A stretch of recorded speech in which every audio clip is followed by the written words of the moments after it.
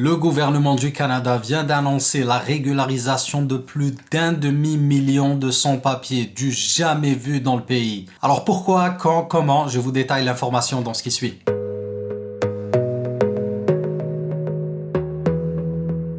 Alors, l'annonce a fait l'effet d'une bombe dans les milieux de l'immigration.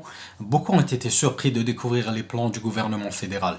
En réalité, la volonté des libéraux n'est pas nouvelle. Radio-Canada a noté que ceci faisait déjà partie de la politique du gouvernement fédéral, vu que le Premier ministre, dans sa lettre de mandat envoyée au ministre de l'Immigration, avait explicitement demandé à étudier la question de la régularisation des sans-papiers. Le texte demande au ministre d'explorer, je cite, les moyens de régulariser le statut des travailleurs sans-papiers qui contribuent aux communautés canadiennes. Interpellé par Radio-Canada, le cabinet du ministre Fraser confirme être en contact avec des personnes du domaine, notamment des spécialistes universitaires et des intervenants de l'industrie.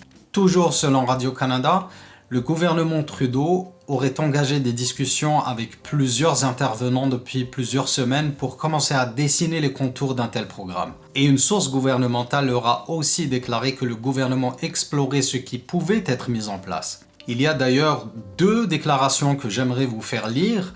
La première, c'est une source gouvernementale qui dit que on regarde les façons de régulariser les personnes qui vivent au Canada avec un statut précaire. Et le ministre de l'Immigration lui-même a déclaré ce qui suit.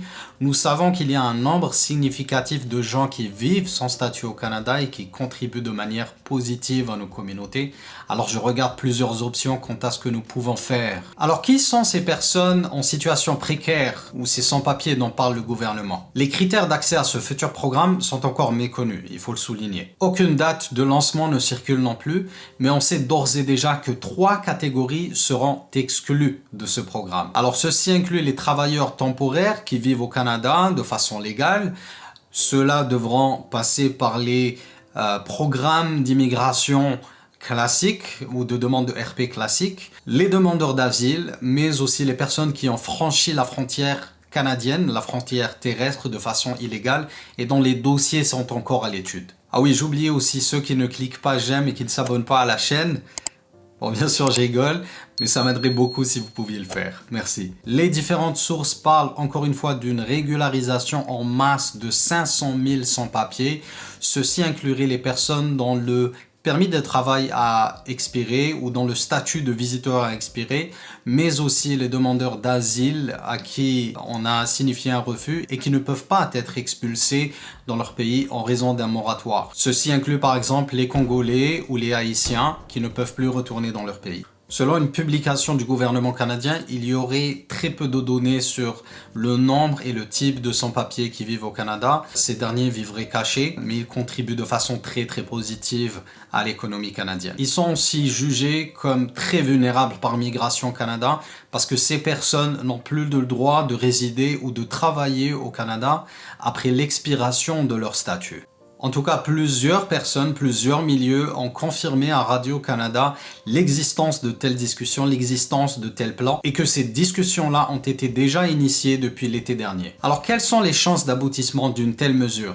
Eh bien, elles sont jugées très hautes par toutes les personnes qui ont été interrogées par Radio-Canada. On sait que le pays traverse une pénurie de main-d'œuvre depuis plusieurs mois et ce dans tous les domaines, toutes les industries, tous les services. La pandémie a mis en exergue en fait la précarité dont souffrent ces personnes-là. Et depuis la pandémie aussi, les Canadiens sont devenus très sensibles par rapport à l'apport de ces gens-là qui contribuent à l'économie. Et on sait très bien que si ces personnes partent demain, l'économie en souffrira encore et encore. Il ne faut pas oublier que ces personnes-là se sont retrouvées en très grande difficulté pendant que les Canadiens ont pu toucher la PCU, donc un revenu universel, s'ils avaient perdu leur job pendant la pandémie. Ces personnes-là n'avaient aucun support, aucune aide, ils ont perdu aussi leur boulot parce que les sociétés ont dû fermer leurs portes et ils n'avaient pas non plus l'accès aux soins médicaux. D'ailleurs, depuis le début de la pandémie, plusieurs manifestations ont été organisées dans plusieurs villes du pays pour demander la régularisation de ces personnes-là. L'une des seules craintes citées par les différents intervenants sur les articles de presse serait la position du Québec, vu que le gouvernement Legault s'est toujours opposé ou a toujours mis des bâtons dans les roues du fédéral qui essayaient de faciliter l'accès à l'immigration à plusieurs sans-papiers ou par exemple aux anges gardiens pendant la pandémie. Le Québec a toujours fait barrage à ces plans. Et la question encore qui se pose, c'est est-ce que les immigrants illégaux au Québec seront inclus aussi dans ce plan? Alors avec la pénurie de main-d'œuvre qui touche le Québec aussi notamment, beaucoup estiment que le gouvernement québécois devrait se montrer un peu plus généreux cette fois-ci. Alors il faut savoir que ce n'est pas la première fois que le Canada lance un programme de régularisation de sans-papiers, mais c'est la première fois qu'un programme de cette envergure, avec ce chiffre immense de 500 000 sans-papiers régularisés, voit le jour. Il faut remonter à l'année 1973, et là encore c'était un gouvernement libéral, à sa tête un autre Trudeau père, qui avait régularisé quelques 39 000 immigrants illégaux. Je vous ai d'ailleurs retrouvé un article qui retrace un petit peu toutes les campagnes de régularisation au Canada, et vous trouverez le lien dans la description de cette vidéo. On s'attend quand même à ce que ce programme génère énormément de frustration, notamment au niveau des demandeurs classiques de résidence permanente. Les délais de traitement se sont étalés de façon vertigineuse depuis le début de la pandémie.